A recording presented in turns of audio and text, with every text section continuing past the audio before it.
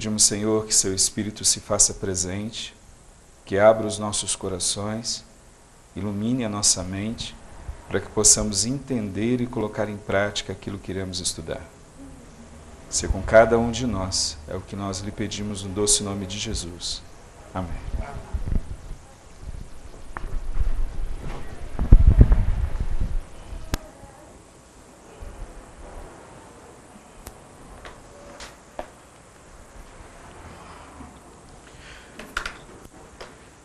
Você projeta para mim já? Explicando melhor então como vai funcionar, e o Renan já colocou, então, só para a gente entender um pouquinho mais esse processo. O que nós fizemos? Você vai aparecer um PowerPoint, vai aparecer o PowerPoint, pode passar isso daí, ou agora na parte da manhã, pronto. Então, cada bloco desse, o pessoal da internet também vai estar olhando. Joia. Cada bloco, cada parte disso daqui é um bloco. Então aí nós vamos pegar e vamos estudar os textos que estão ali. E aí você tem a oportunidade de perguntar o que você quiser dentro disso daqui. Nós vamos fazer como se fosse uma escada. Então cada degrau eu preciso que a gente tenha certeza desse degrau. Então quando nós estivermos naquele, passou todos os textos, fez a explicação até o final. Quando terminar aqui embaixo, e aí é aberto. Aí você pode fazer a pergunta que você quiser dentro desse tema. Se a sua pergunta está relacionada com outro bloco, aí eu vou pedir para você esperar um pouco, anota a sua pergunta, segura a tua pergunta e você vai poder fazer no momento apropriado, tá bom? Então você vai poder fazer a pergunta que você quiser, ler o texto que você quiser, só lembrando daquele detalhe, dentro do bloco específico daquilo que a gente está estudando, tá bom? Nós vamos ter vários blocos. A primeira parte dos blocos, ela está se referindo à Bíblia, por isso que o primeiro tema, é a doutrina bíblica da Trindade. Então a gente vai olhar na Bíblia qual é a doutrina que está lá. Alguns não gostam da palavra Trindade, por não aparecer na Bíblia, mas a gente tem outras palavras que também não aparecem na Bíblia. Né? Por exemplo, como é que você vai falar milênio? É 1000 anos. O que é 1000 anos? É um milênio. Mas a gente tem uma doutrina do milênio. Ok? Então tem que tomar cuidado para não falar só porque não existe, às vezes tem uma expressão. Mas aí a gente deixa para lá, deixa adiantar. E o estudo, eu coloquei o Espírito de Profecia ali, nós vamos usar um texto do Espírito de Profecia. Por quê? Vai ter toda uma sequência, depois que nós terminarmos esses blocos todos da Bíblia, aí nós vamos partir só para o Espírito de Profecia. Então a ideia não é misturar as duas coisas. É na hora de estudar o Espírito de Profecia, estudar o Espírito de Profecia. Na hora de estudar a Bíblia, estudar a Bíblia. Eles se complementam? Sim. Só que na hora de um estudo você tem que ser sistemático. Você tem que pegar cada um do seu contexto. Para a gente falar, por exemplo, o apóstolo Paulo diz isso. Você tem que pegar todos os textos que o apóstolo Paulo diz referente àquele assunto. Senão, vira aquela frase que todo mundo gosta de usar. Um texto fora do seu, vira o quê? Pretexto. Ok? Então, a gente não pode tirar o texto de onde ele está. Senão, é complicado. Então, o que a gente vai fazer é isso. A linguagem é bem simples. Eu não gosto de coisas complicadas, não gosto de ficar trazendo autores. O que a gente vai estudar é a Bíblia e o Espírito de Profecia. Só. Tá bom? Fique à vontade para você. Lembrando assim, né? A gente vai ter as interações. Sobre o tema, você pode perguntar o que você quiser na hora que você quiser. Vamos lá, então? Vamos começar? Eu vou pedir para vocês me ajudarem. Os versos vão aparecer aqui. Aí, se você puder pegar um verso já, tipo assim, eu vou ajudar na leitura. Então, se a gente está em Gênesis 3:20, você já está ali com Gênesis 5, 1 e 2. Porque quando eu falar, alguém pode ler? Aí a pessoa já lê para a gente. Tá bom?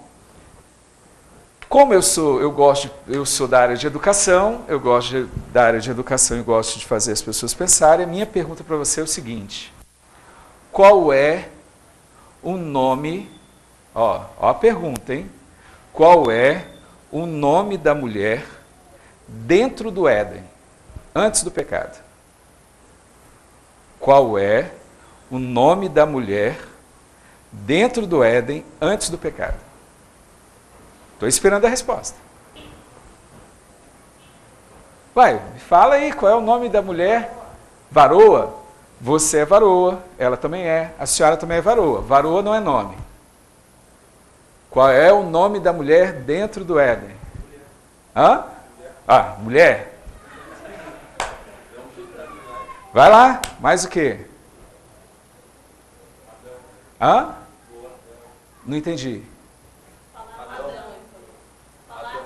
Adão? Então vamos ver o que a Bíblia diz? Porque Eva, não foi Deus que deu para ela. Vamos ver o texto? Gênesis 3:20. Quem é que deu o nome de Eva para a mulher? Quem quiser pode ler e já dá a resposta.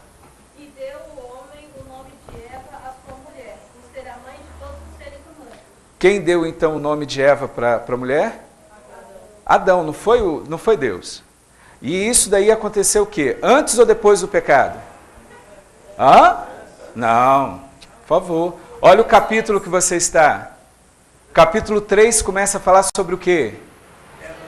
Sobre a queda do homem. E ela leu Gênesis 3:20, ou seja, esse fato... Opa, alguém passou? Não fui eu. Tá bom, te perdoo. Da próxima você, manda embora e contrata outro. Então, ó, Eva foi dado no capítulo 3 e foi após o pecado. A minha pergunta é, qual era o nome da mulher antes do pecado? No capítulo 1, 2. Auxiliadora? Auxiliadora. Sua esposa é sua auxiliadora? Ai de você falar que não é. Você ia tomar uma surra hoje. Então, a auxiliadora, varoa, mulher, isso não é nome. Nome foi dado a ela. Qual é esse nome? Então, aí eu queria que você fosse agora para Gênesis 5, verso 1 e verso 2. Então, Eva, quem deu o nome foi o homem, e esse nome foi dado após o pecado. Eu quero saber qual é o nome da mulher antes do pecado. Quem lê para mim? Gênesis 5, 1 e 2. Este é o livro da genealogia de Adão. No dia em que Deus criou o homem, a semelhança de Deus o fez. Homem e mulher os criou e os abençoou e lhes chamou pelo nome de Adão, no dia em que foram criados. Qual é o nome da mulher então? Adão. E os criou, e os abençoou, e lhes chamou pelo nome Adão. Os dois, duas pessoas, mas só tinham apenas um nome. Duas pessoas e só tinha um nome. Após o pecado, e o pecado vem fazer a separação entre o homem e a mulher, e vem fazer a separação entre Deus e o homem, quando entra o pecado no mundo, que eles vão ser expulsos do Éden, aí o homem vira para sua esposa e fala, olha, a partir de agora o seu nome será Eva. Há uma separação, por isso os nomes são diferentes. Ok? Vamos entender um pouco melhor sobre isso. Próxima, Gênesis 1, 26 e 27. Quem lê para mim? Gênesis 1, 26 e 27. O que está escrito aí? Também disse Deus, façamos o homem a nossa imagem, conforme a nossa semelhança. Tenha ele domínio sobre os peixes do mar, sobre aves do céu, sobre os animais e sobre toda a terra, e sobre todo o resto que estejam pela terra. Verso 27. Criou Deus, pois, o homem e a sua imagem, e a imagem de Deus criou o homem e a mulher. O homem foi criado o quê? A imagem e... Quando eu quero conhecer a divindade, se eu quero conhecer qual é a imagem e semelhança de Deus, o único ser, a única forma é olhar para dentro do Éden. Não é para hoje. Eu e minha esposa hoje não representamos a imagem e semelhança de Deus. Agora, no Éden, antes do pecado, quando Deus criou, quando saiu das mãos do Criador, os dois representavam uma imagem e semelhança de Deus. Imagem e semelhança não é igualdade nesse sentido, porque você está comparando a divindade com a humanidade.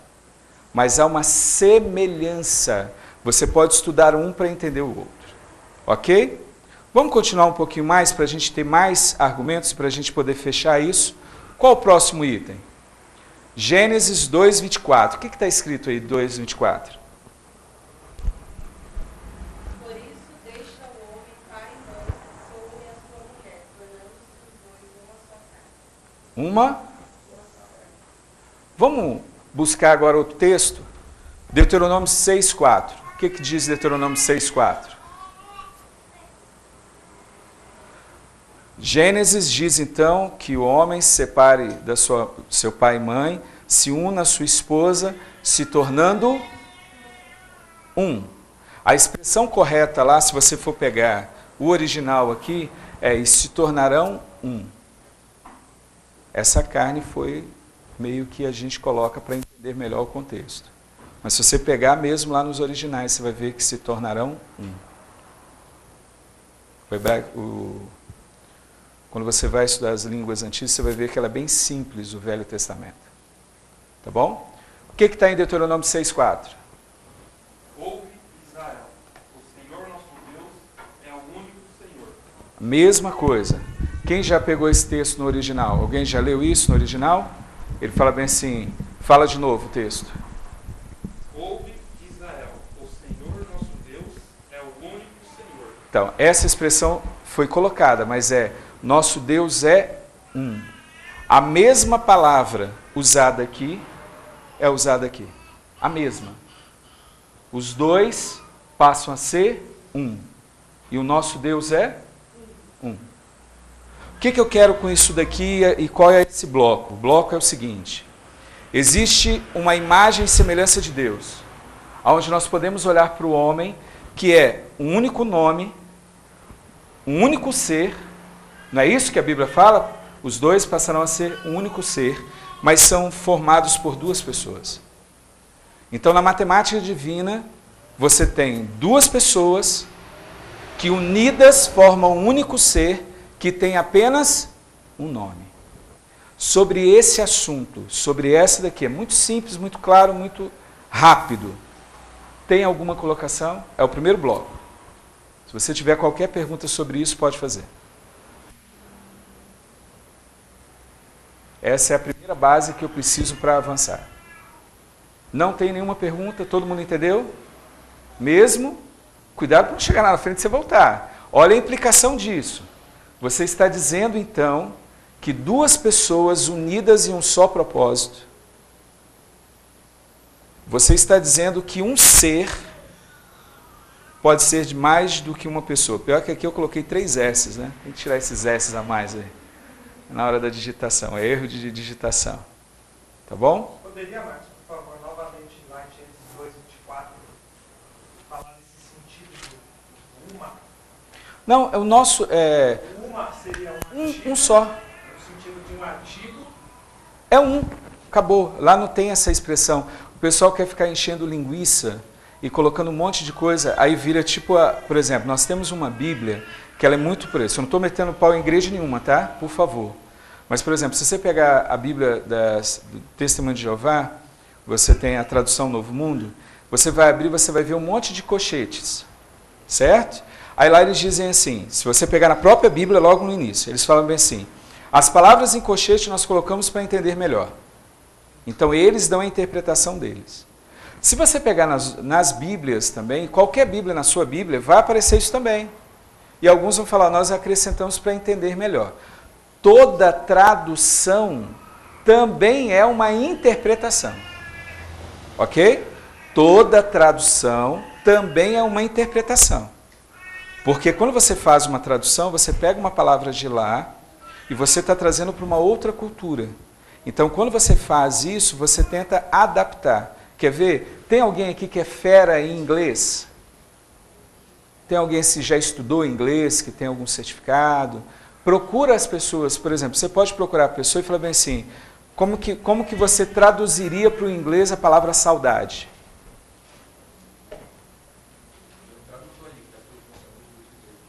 Você não vai ter saudade.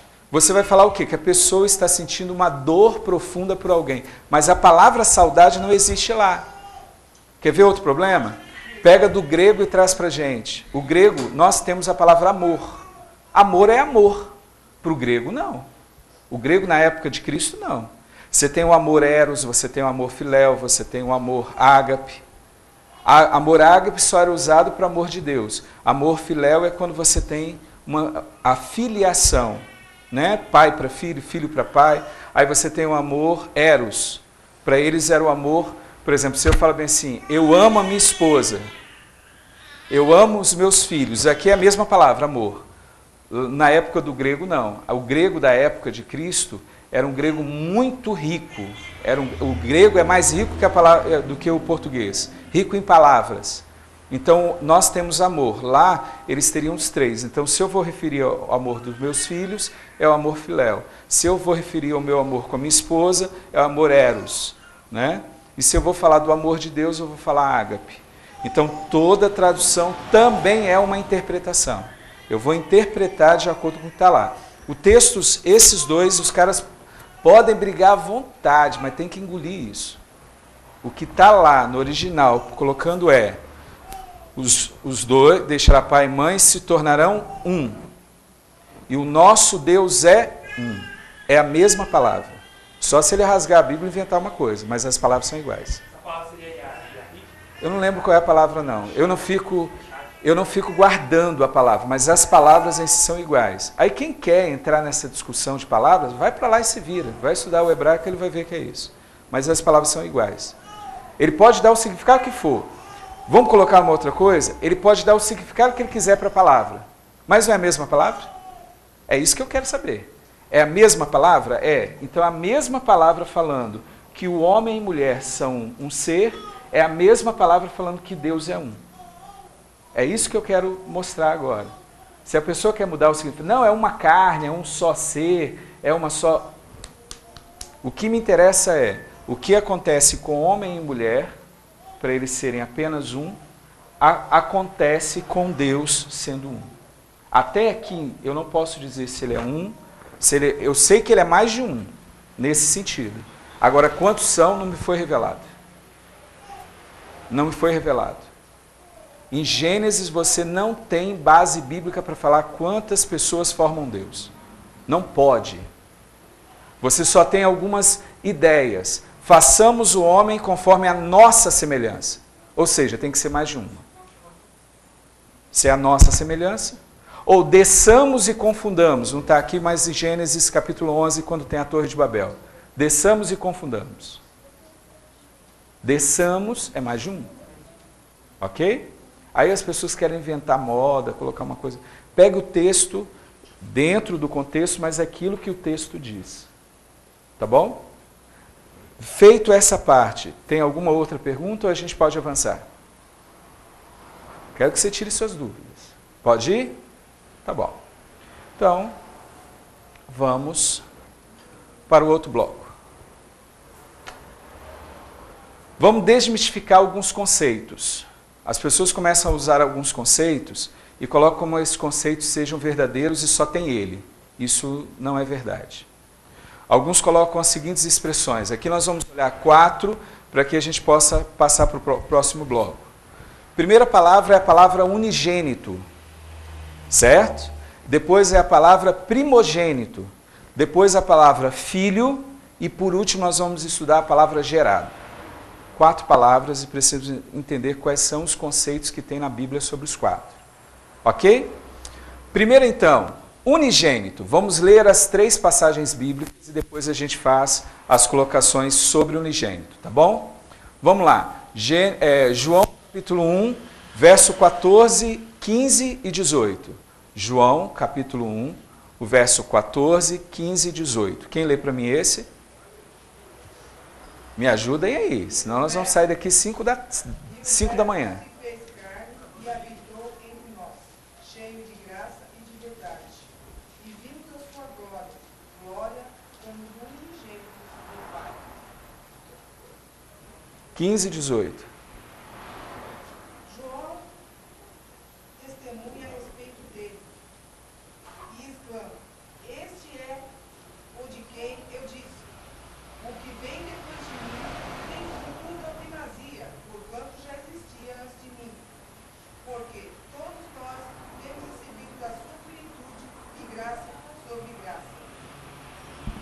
18.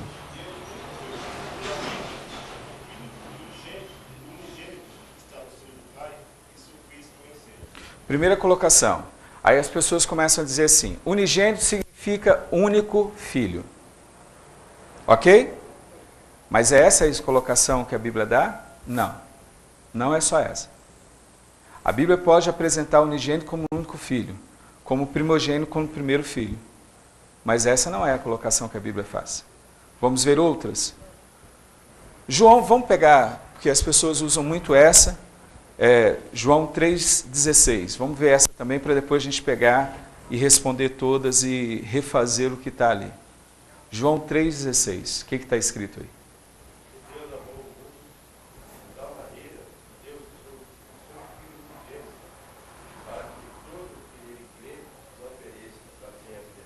Ok. Hebreus 11:17.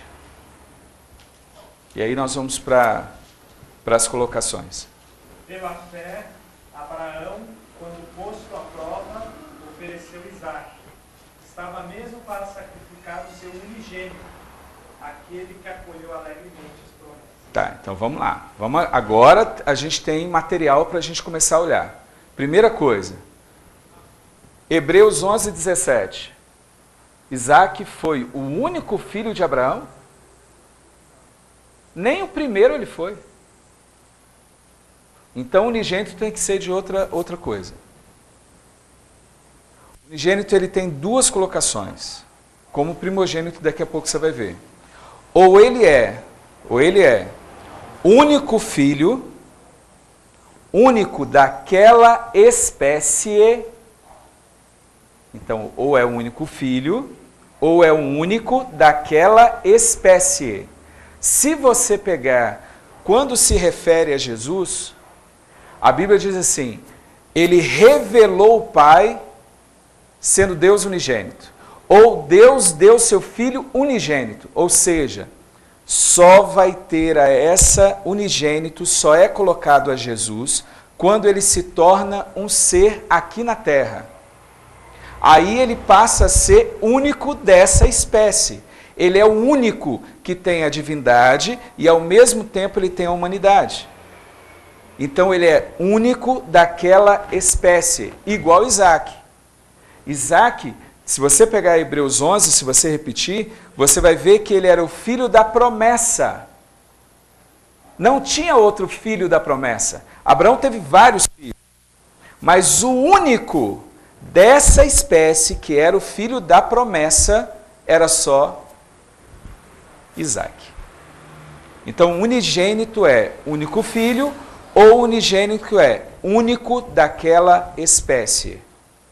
Pelo contexto bíblico, se você quiser, você pode repetir. Vou pedir para repetir de novo, você vai ver que João 1, 14, 15, ele fala bem assim, ele tem a primazia. O João lá do deserto, o Batista, João Batista, ele falou assim, ele tem a primazia. Ele tem a primazia. E diz assim, ele se tornou porque ele se revela. Pode ler lá. Qual é o contexto? Sempre quando você tem uma palavra que tem dois significados, qual que é a resposta? É o contexto. Você tem que ler a expressão e ver aonde ela está. Então o contexto tem que dizer. Qual o contexto de João? É para ser filho único ou é para falar que ele é o único da espécie? É só ler o contexto, você vai ver que está dizendo que Jesus é o único da espécie. Vamos ler os textos de novo? Vamos ver isso? Lê para mim de novo, João 14, 15 e 18. Vamos ver se não é esse o contexto, dele ser único nessa espécie. Quem lê para mim?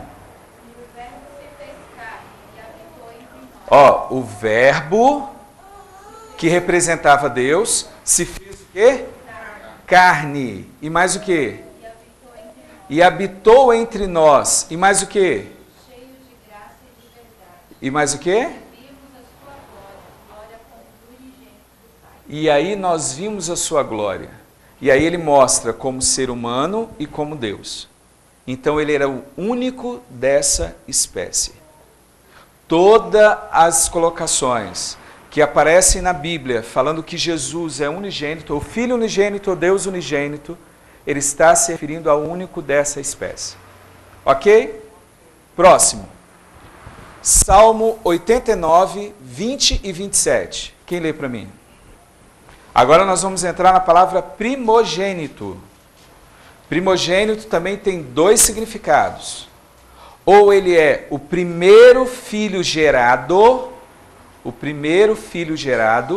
ou ele é aquele que depende, tudo aquilo acontece por causa dele, ele tem a primazia, é dele que surgem as coisas, é dele que vêm as coisas, ele tem a primazia, ele é o primeiro naquele sentido, ele faz tudo, tudo só existe por causa dele.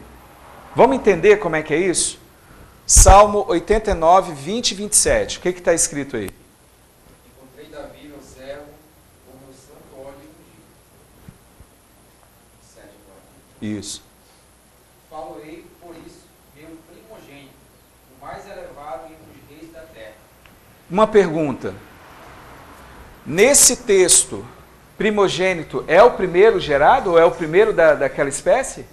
Davi foi o primeiro rei? Não. Davi nem era o primeiro filho. Davi foi o último filho. Então esse primogênito não tem como chegar e falar bem assim, ó, Davi foi o primeiro a nascer. Não, Davi foi o primeiro rei. Não tem isso. Agora, por que Davi era o primogênito? Todos nós sabemos aqui que quando se refere aos reis de Israel, todos eles, todos, sem exceção, são comparados a Davi. Davi era o rei.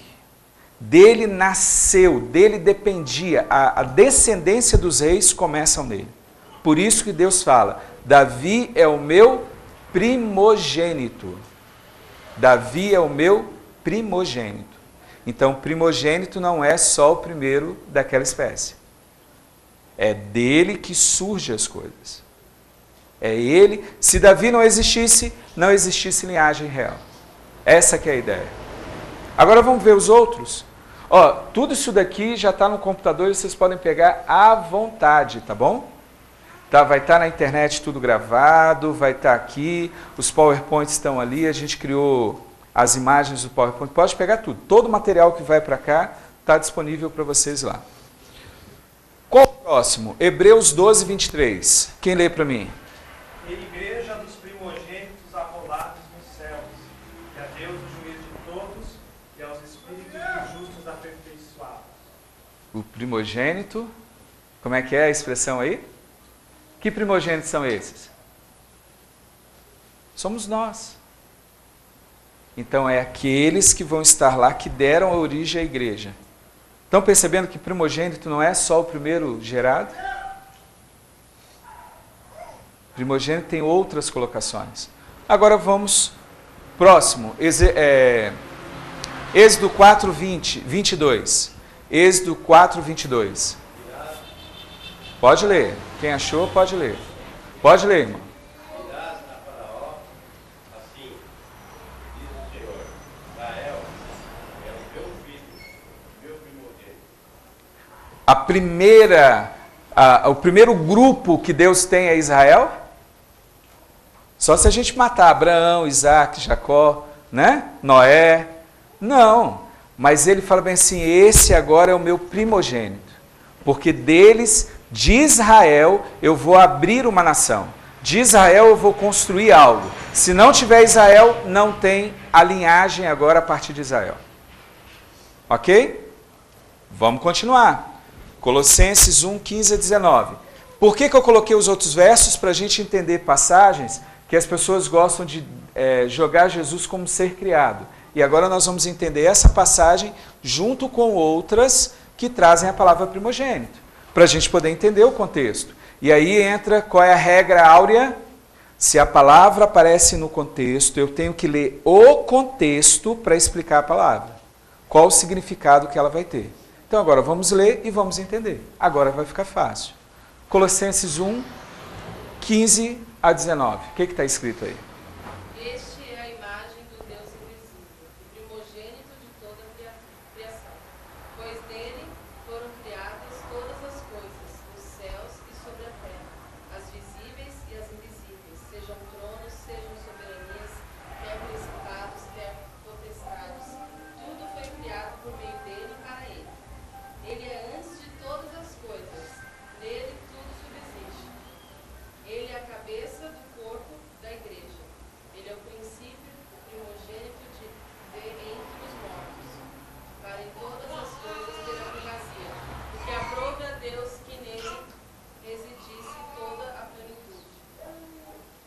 pergunta é simples.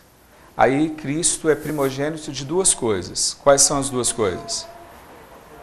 Criação e dos mortos. Primeiro, Cristo foi o primeiro a ressuscitar? Claro que não. No Velho Testamento, você lembra aquele que estava morto, eles jogaram lá, aí quando bateu nos ossos, o homem pulou de novo? O próprio Cristo ressuscitou a Lázaro. Então, se você pegar o texto, você vai ver assim. Agora leia com esse contexto. Primogênito. Se não existisse Jesus, a criação não existia. Se não existisse Jesus, a ressurreição não existia. Encaixa melhor ou não encaixa? Então eu tenho que ver todos os textos, e quando eu tenho alguma palavra, aí eu vou olhar qual é o contexto que está aí para ser colocado. Perceba que ele fala bem assim, a criação existe por causa de Jesus. Não é que ele foi o primeiro gerado. Ao contrário, esse texto não diz que ele foi o primeiro gerado. Esse texto diz que ele gerou, ele criou.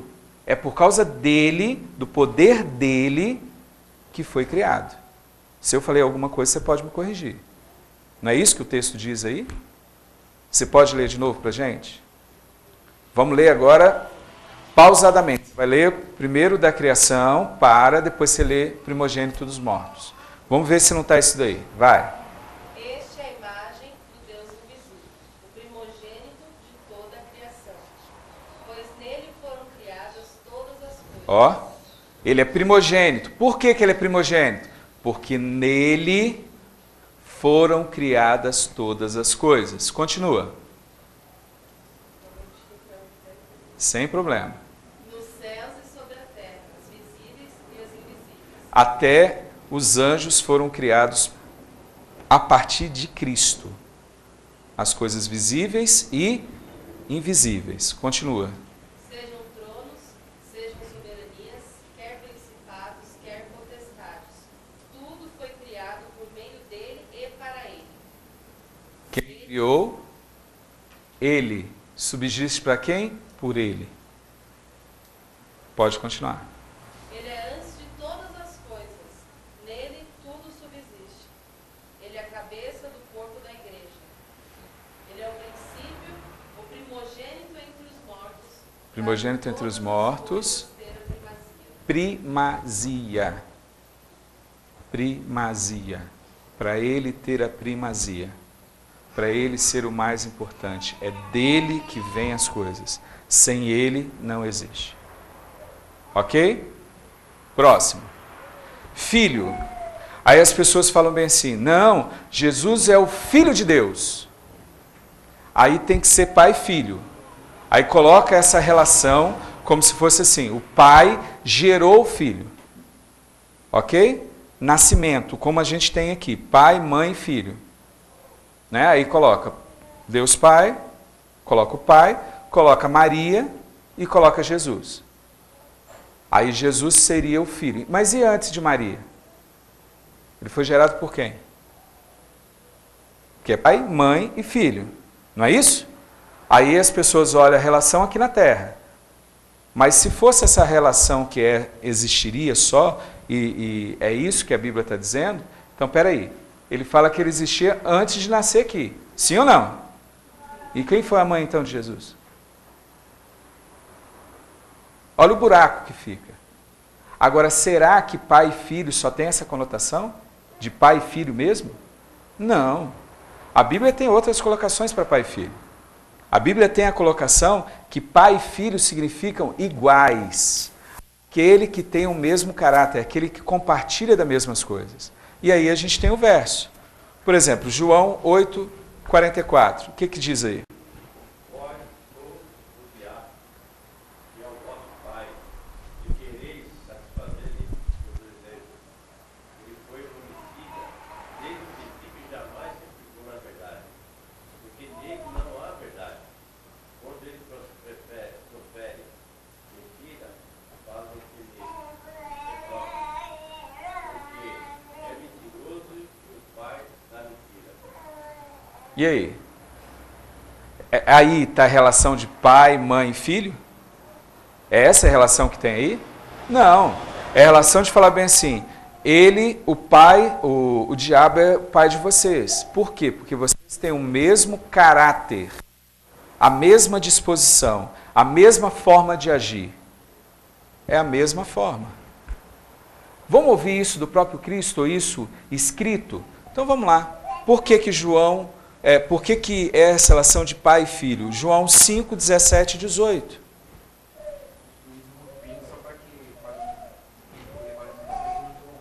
Ah, joia. Então vamos criar uma ordem. Então. De leitura também.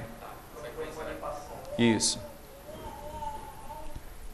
Mas ele lhes disse: Meu pai trabalha até agora, e eu trabalho também. Por isso, pois, os judeus ainda mais procuravam matá-lo, porque não somente violava o sábado, mas também dizia que Deus era seu próprio pai, fazendo-se igual a Deus. Por que pegaram em pedras? Porque a punição de blasfêmia, de blasfemar contra Deus, era punido com apedrejamento.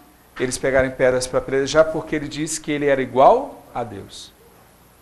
A relação, então, quando Jesus fala, meu pai trabalha e eu também trabalho.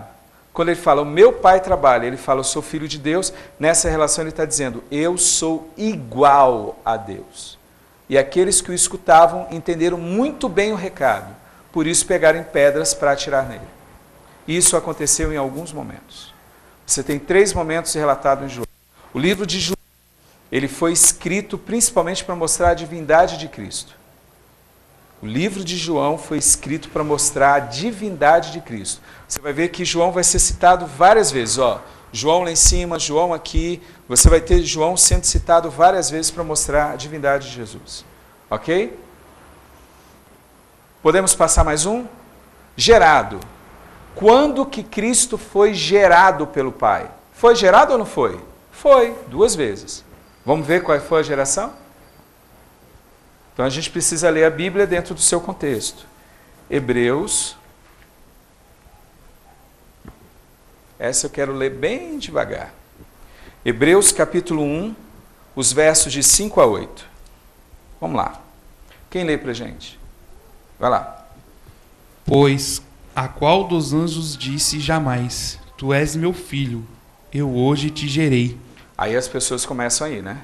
Tá vendo? Foi gerado pelo Pai. Tudo bem, não tem problema. Foi gerado pelo Pai. Em que? Para quê? Quando? Essa é a minha pergunta. É isso que é as perguntas que eu tenho que fazer para o texto. Só que ele foi gerado, não diz nada. Vamos continuar? Vai. E outra vez, eu lhe serei pai, e ele me será filho. Primeira coisa, perceba que quando acontece a geração do filho, acontece uma outra coisa. Jesus passa a ser chamado de filho e aparece agora a figura de Deus, o Pai. No Velho Testamento, daqui a pouco nós vamos ver lá, não tinha essa relação pai-filho, como nós estamos vendo agora. Foi gerado em algum momento. Vamos continuar. E novamente, ao introduzir o primogênito no mundo, quando? diz... Quando introduzir o primogênito no mundo. Quando ele introduziu o primogênito no mundo, ele já começa a dar um contexto. Era de quando Cristo, essa geração é lá na eternidade? Não. É quando ele introduz quem é o primogênito? Jesus. No mundo. Quando introduz o primogênito no mundo. Continua. E todos os anjos de Deus o adorem. Ainda quanto aos anjos diz, aquele que a seus anjos faz ventos e a seus ministros labareda de fogo, mas acerca do Filho, o teu trono, ó Deus, é para todo o sempre. Qual a expressão que ele está dizendo aí sobre Jesus? O trono, o seu trono, ó Deus, é para sempre. Quando ele introduz o Filho no mundo, ele gera o Filho no mundo, mas ele diz, hoje eu sou seu pai, eu te gerei. A partir de agora você é filho e eu sou pai. Mas ele fala bem assim, ó Deus, não é isso? Ele está se referindo ao Filho, a Jesus. O seu trono é para sempre. O seu trono é para sempre. Mas para aí, Hebreus? Não. vai ter frases mais fortes e mais fáceis de escutar. Vamos para o capítulo 5. Pode continuar você mesmo, até para ficar uma sequência. Porque Hebreus, lembra de um detalhe, essas cartas, elas não eram divididas como nós temos hoje. Quando Paulo escreve Hebreus e manda a carta, os irmãos recebiam a carta de Paulo e lia toda ela. Entendeu? Ela lia toda, era lido todo, não era partes como a gente faz hoje. Era uma carta. Quando você recebe uma carta de uma pessoa de longe, como é que você faz? Você pega e fala, não, hoje eu vou ler uma parte, amanhã eu vou ler outra, amanhã outra. Claro que não. Você pega, senta e lê ela toda. Era o que os apóstolos faziam. A igreja cristã fazia. E quando tinha uma leitura, essa leitura ainda era divulgada lia em uma igreja e depois mandava para outra. E nessas cartas até algumas sumiram. A carta, por exemplo, de Paulo aos Laodiceanos, ninguém sabe onde foi parar. Ela não está na Bíblia, mas se você ler Colossenses e outros, você vai encontrar que Paulo escreveu para eles. E essa carta sumiu. Então, a gente tem que tomar cuidado. Vamos ler toda. Então aí agora você lê capítulo 5 para a gente. E vamos continuar a leitura. Porque todo sumo sacerdote, sendo tomado dentre os homens, é constituído nas coisas concernentes a Deus, a favor dos homens, para oferecer tanto dons como sacrifícios pelos pecados. 4, verso 4 agora. Pode continuar o verso 4. Capítulo 5 mesmo? Não, o capítulo 5, agora é uma continuidade.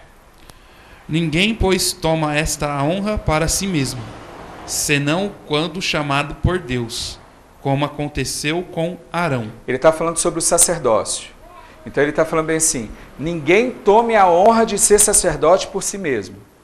Você não pode ser sacerdote por si mesmo, é Deus que concede o sacerdócio. Então vamos continuar. Pode continuar, verso 5. Assim também Cristo a si mesmo não se glorificou para se tornar sumo sacerdote, mas o glorificou aquele que lhe disse: Tu és meu filho, eu hoje te gerei. Quem gerou o sacerdócio de Cristo? Ele poderia fazer os próprios sacerdócios? Não. Tinha que ser gerado o sacerdócio. Então existem duas gerações de Cristo. Uma quando é introduzido na terra, e aqui a gente vai continuar lendo e vai entender melhor isso. Um é quando ele foi introduzido na terra e Deus fala, hoje eu te gerei. Hoje eu te gerei. Então a partir daquele momento você tem a expressão, eu sou teu pai, você é meu filho. Outra, a partir de agora, ó Deus, o teu trono é para sempre. Isso falando para Jesus. Mesmo ele estando aqui na terra, quando ele é introduzido na terra, o próprio Deus fala, olha, o seu trono é eterno. Ninguém pode tirar isso de você. Mas vamos continuar. Mais o quê? Continua. Como em outro lugar também diz, tu és sacerdote para sempre, segundo a ordem de Melquisedeque. Daqui a pouco a gente vai entender Melquisedeque, porque o próprio Paulo explica, tá bom? Continua. Ele, Jesus, nos dias da sua carne... Só um minuto. Repete essa frase. Ele, Jesus, nos dias da sua carne... Quando isso aconteceu? Nos dias da sua carne. O que ele está dizendo com isso? Na encarnação. Ou seja, lembra o verso inicial? Quando foi introduzido na terra... Aí está dizendo, quando Jesus na sua carne, aqui na terra, continua agora. Tendo oferecido com forte clamor e lágrimas, orações e súplicas a quem o podia livrar da morte, e tendo sido ouvido por causa da sua piedade. Vai lá, pode continuar. Embora sendo filho, aprendeu a obediência pelas coisas que sofreu, e tendo sido aperfeiçoado, tornou-se o autor da salvação eterna para todos os que lhe obedecem. Continua. Tendo sido nomeado por Deus sumo sacerdote, segundo a ordem de Melquisedeque. Quem gerou Jesus como sacerdote? Deus. Então tem a geração do Filho como sacerdote. Jesus foi gerado? Foi, 2 vezes. Uma como sacerdote e uma nascendo em carne humana. E por que que ele fala como Melquisedeque? Vamos ver por quê? Os próximos versos. 6:20.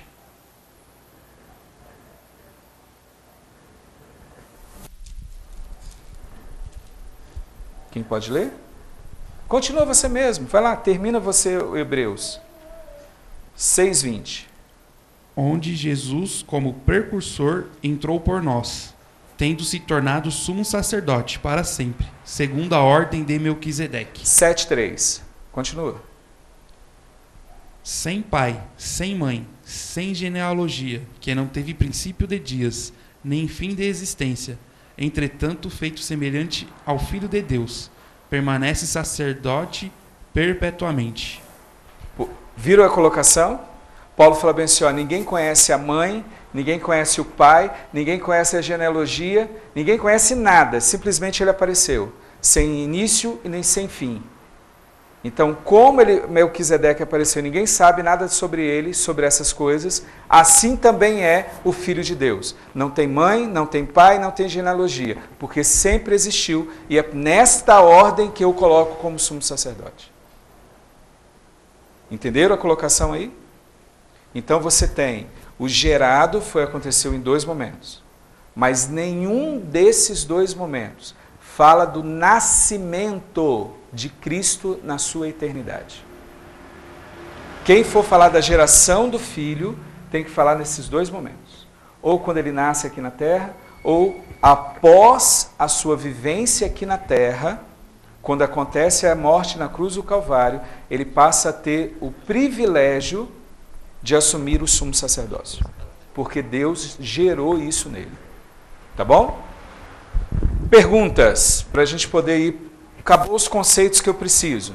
A gente já tem o primeiro conceito, quer dizer, nós vamos ter outros. O primeiro conceito foi aquele que uma pessoa, perdoe-me, um único ser, com um único nome, pode ser 2 pessoas, no caso, homem e mulher.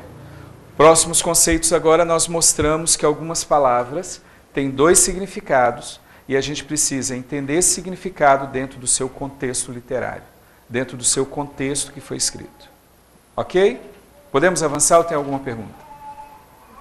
Só um minuto, passa o microfone para ela, para que as pessoas que estão na internet possam ouvir. Pode falar. A minha pergunta é a respeito que Deus, quando enviou Jesus aqui à Terra, existia então aquela parte que foi dita, né, que o pai da mentira, né, expressamente o diabo, ele estava lá no céu. Então eu fico imaginando, então, Deus já sabia que o diabo ia fazer o que fez. Sim. Então ele já colocou talvez Jesus, né, para colocar paz, para trazer a salvação para o povo aqui na terra. O que eu quero saber é, Jesus, quando Deus colocou... Antes de você fazer a pergunta, só porque você vai entrar numa outra, eu queria só colocar um ponto. Lembra que o plano da salvação, quando fala sobre Jesus, diz assim, o plano da salvação, ele foi feito antes da fundação do mundo. Sim. Então, antes de ter a fundação do mundo, antes de começar a criação aqui na terra, já tinha um plano. Então, antes até de Satanás pensar em cair, porque quando você vai ler Ellen White, você vê que a queda se dá quando é a criação do mundo e ele não participa. Antes disso, antes da queda do próprio Satanás, já tinha um plano da salvação pronto. Porque o plano da salvação foi pronto antes da fundação do mundo. É assim que a Bíblia diz. Então, porque alguns dizem assim, então o pecado entrou no mundo... então Satanás pecou, depois o pecado entrou no mundo, aí que foi feito o plano da salvação. Não, aí Deus não é onipresente, não é onisciente. Foi antes de tudo isso acontecer, já tinha um plano. Pode falar, pode fazer a sua pergunta agora. Então, a pergunta que eu quero saber apesar de Deus saber de todas essas artimanhas, né, futura de Lúcifer, aí Deus colocou a pessoa de Jesus aqui na Terra, né, para dar essa oportunidade para nós.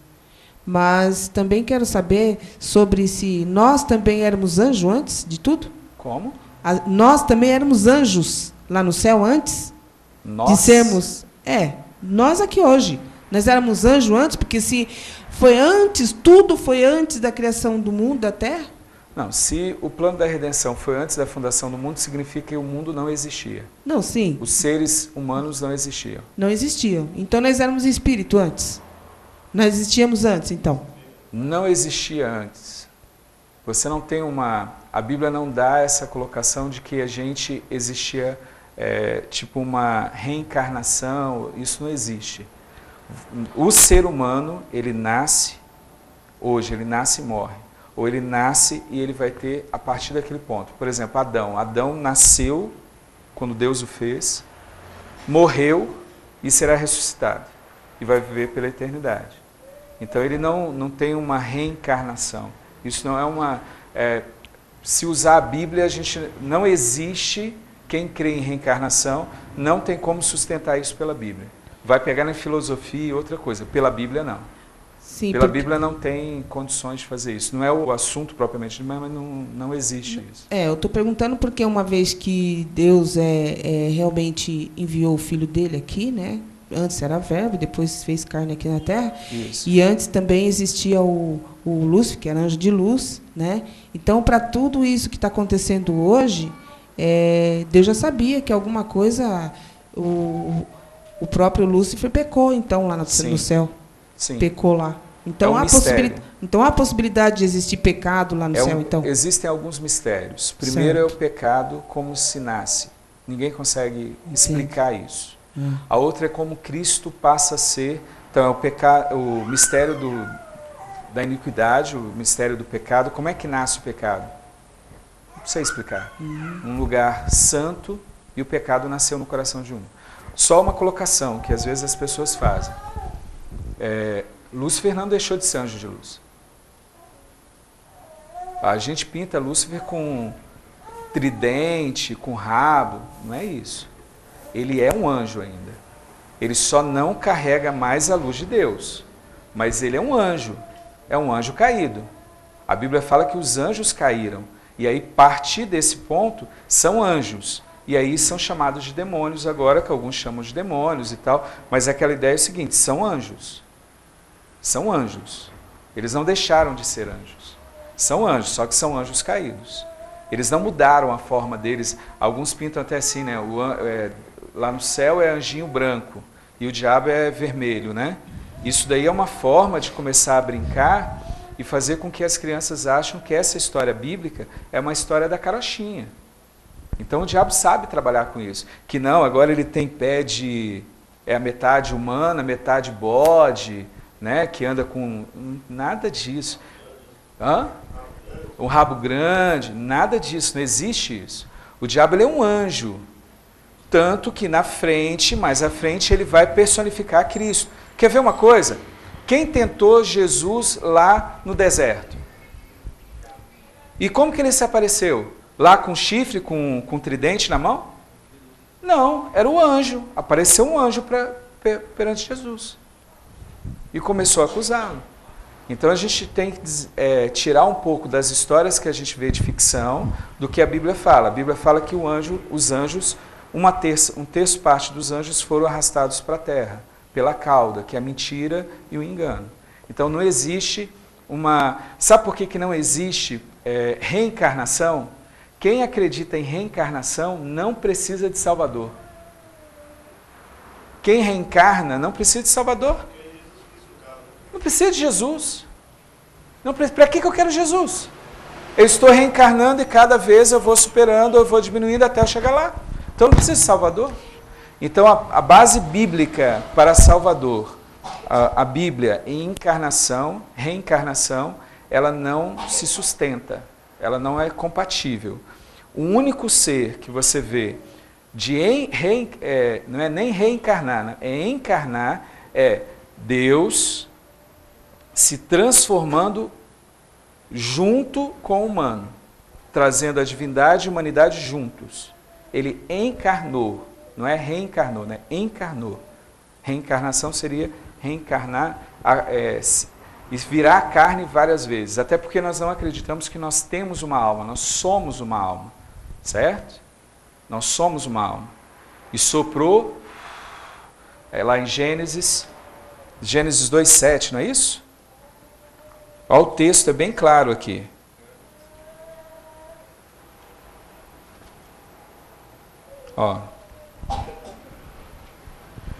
Gênesis 2, verso 7, diz assim: Então formou o Senhor Deus ao homem do pó da terra e soprou nas narinas o fôlego de vida.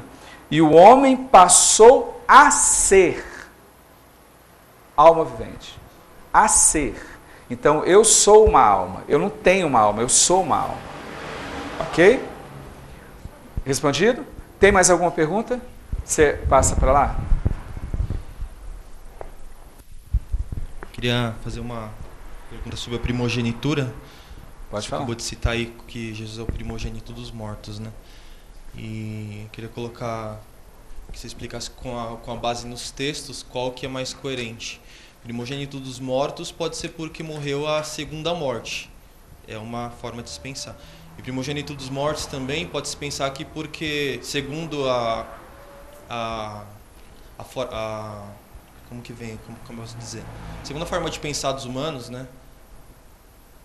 Que a consciência do humano pode alcançar, onde diz no Novo Testamento que Jesus é o Cordeiro que foi morto desde a fundação do mundo. Aí sim seria o Mas ele não foi dos mortos morto. de qualquer jeito. Não, mas aí você... tá, então vamos lá. Respondendo as duas, para não ficar muito. Faz de novo a primeira. Porque quando a gente faz duas perguntas, aí embola. A primeira ele faz pode a ser primeira. considerado primogênito dos mortos por ter sido aquele que venceu a segunda morte. Tá, mas ali fala dos mortos. Então é aquele que morreu. Sim. A segunda morte já aconteceu na Terra. Sim. Quando? A segunda Alguém lembra? morte? Segunda morte. Quando Jesus morreu na cruz. Não. Velho Testamento. Não me lembro a passagem agora. Sodoma e Gomorra. Ah, sim. E as cidades circunvizinhas. Lembram dela? Sim. Aí é usado na Bíblia falando bem assim, o fogo eterno que veio e consumiu. Ali teve um julgamento. É a mesma morte. É o mesmo fogo que vai ser agora. Essas pessoas que morreram lá não sofreram novamente segunda morte. Eu acredito que não. Não participaram do evento onde a segunda morte. Aí vamos colocar o seguinte, é o mesmo fogo eterno. Sim. Tanto que ele é colocado na Bíblia como exemplo disso. Certo? Agora, se elas vão não vir se levantarão de novo, contra aí eu Nova não sei, Jerusalém. não está colocando. Não está dito isso. Eu só sei que o fogo que teve lá foi. Só que tem uma outra colocação. Quando você vai para 1 Coríntios, não, o mesmo texto, lá fala da primazia dos mortos. Dentro de um texto. É a primazia. Então, a próprio texto tira já a possibilidade de ser o primeiro gerado, o primeiro daquela espécie. Porque o texto, pega o texto de novo e lê. Ele vai estar escrito assim, é o primogênito dos mortos para que ele tenha a primazia entre os irmãos. Ele tem que ter a primazia, ser aquele inicial. E se você colocar, então vamos pegar, ele foi é a vida eterna, vamos dizer assim, né? Saiu da morte para a vida eterna. Ele foi, é por causa dele. Ele não é só o primeiro, é por causa dele. Se você falar que ele é o primeiro, aí eu vou colocar você em xeque-mate. Quem já está no céu vivendo e passou e não vai ter e já venceu a morte? Ele é o primeiro? Não. E Moisés? E Elias, que nem venceu a morte. Elias venceu a morte ou não venceu? Venceu. E aí quando diz da passagem do Novo Testamento que ele é o Cordeiro que morreu desde a fundação do mundo, qual é o entendimento que você deve ter sobre isso? Não tem problema. Qual o problema disso? Esse texto com esse não tem nada a ver uma coisa com a outra. Ele é o Cordeiro que desde a fundação do mundo foi morto. Sim. Jesus Cristo. Sim. Mas o que isso tem a ver com ser o primogênito? As promessas dadas, elas têm que ser cumpridas. Não ser o primogênito dos mortos, né? No caso. É, o primogênito dos mortos. Isso. Então, para ser dos mortos, é na hora esse texto você está dizendo que ele ia morrer. Beleza. Mas não diz que ele é o primeiro a morrer. Porque a colocação do pessoal, quando fala primogênito, falar que ele tem que ser, ele é o primeiro gerado. Houve o primeiro evento morte, né? De que quando se tem relato. Teve o primeiro evento morte. Mas foi um evento, foi uma promessa. Jesus não morreu lá. Quando falou bem assim, o Cordeiro de Deus que tira o pecado. Não diz que ele morreu antes da fundação. Não se conhecia a morte antes disso, do Cordeiro que morreu desde a fundação do mundo. Mas é um evento que vai acontecer futuramente. É uma promessa que iria acontecer, mas não aconteceu. Então ele não foi o primeiro. Porque a colocação não é que é o primeiro daquela espécie. Sim. Ele não morreu naquele período. Se você fala bem assim, é por causa da ressurreição, mas peraí, é por causa da segunda morte. Você pode pegar qualquer contexto, a Bíblia não vai te dar liberdade para você ir. Quem são os primeiros, você falou da morte, quem são os primeiros a vencer a morte? Você tem Elias e Moisés. Elias representa aqueles que não vão precisar morrer, certo? Mas venceu a segunda morte. E Moisés teve a primeira morte, mas não vai ter a segunda. Ele foi ressuscitado e está no céu. Tanto que eles aparecem depois na transfiguração, representando os dois povos que vão existir na volta de Jesus. Aqueles que não vão morrer e aqueles que morreram e ressuscitarão para ir com ele. Você tem os dois povos. Por isso que tem a transfiguração. A transfiguração mostra para os discípulos a classificação do povo na volta de Jesus. Uns não vão morrer a primeira morte, outros vão morrer a primeira morte e não passarão pela segunda. Então você tem duas classes. De qualquer forma, primogênito dos mortos não pode ser aplicado como primeiro ser, porque em todas elas ele não é o primeiro. Ele não é o primeiro. As duas colocações que você fez, é respondido dessa forma. Nas duas ele não é o primeiro. Mas no caso de Sodoma e Gomorra é uma tese ou é um algo? Não, aí eu estou falando assim, o fogo que consumiu os dois é citado em Judas depois, Judas, se não me engano, não é? Judas, como um exemplo do fogo final. Sim. Então aí tem uma especulação. Se é o fogo de enxofre que consome a terra e mata todo mundo na segunda morte, será que Sodoma e Gomorra, quem estava lá veio? Aí é aquela colocação. Eu acredito que sim, porque Deus julgou aquele povo. Terminou. Agora é o mesmo fogo. Agora eu não vou falar que isso é uma doutrina nem adventista, nem coisa. Só que é o mesmo fogo. Eu tenho que parar aqui. Sim. Eu não posso avançar. Uma ideia é minha, mas não significa que a ideia é bíblica. Esse que é o problema. Às vezes a gente pega uma ideia bíblica e começa a inventar coisas. Então o que eu posso afirmar? É que o fogo que consumiu Sodoma e Gomorra é o fogo exemplificado em Judas e é o fogo que vem para a purificação. E destruição e depois purificação. No caso de Sodoma e Gomorra foi só destruição, não teve a purificação. Tudo bem. César? Beleza? Mas tá bom mesmo? Tem mais alguma? Fala. Provérbios 8:22 ali fala da sabedoria. Sim. E muitos aplicam essa passagem a Jesus, dizendo que E ele é nasceu aplicado. ali. É aplicado a Jesus. É mesmo. aplicado. Mas e quando Que fala sabedoria é essa? ali, sabedoria de Deus seria? Não. Aí entra as complicações. As pessoas falam bem assim, Deus gerou a Jesus como sabedoria. Tá, então antes de Jesus, Deus não era sábio. Tem um momento na eternidade que Deus não é sábio. Quando você pega a sabedoria, que sabedoria que a Bíblia trouxe para nós? 2 Timóteo. Qual é a sabedoria?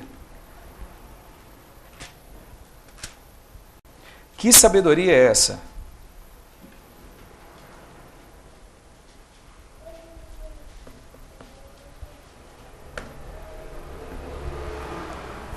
Segundo Timóteo 3, os versos 15 até o verso 17. Quem lê para mim? Que sabedoria é essa? Pode ler, lê você mesmo, já está com o microfone. 15 e 17? Não, 15, 16 e 17. 15 a 17. 3, 15 a 17.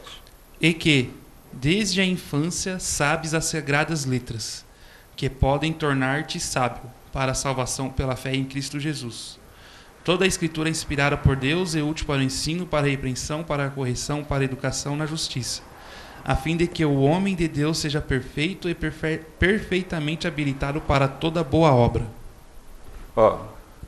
Duas coisas. Você pode pegar Provérbios e falar bem assim, não, Cristo foi gerado como sabedoria de Deus. Tá, então antes da geração dele, Deus não era sábio. Primeira colocação.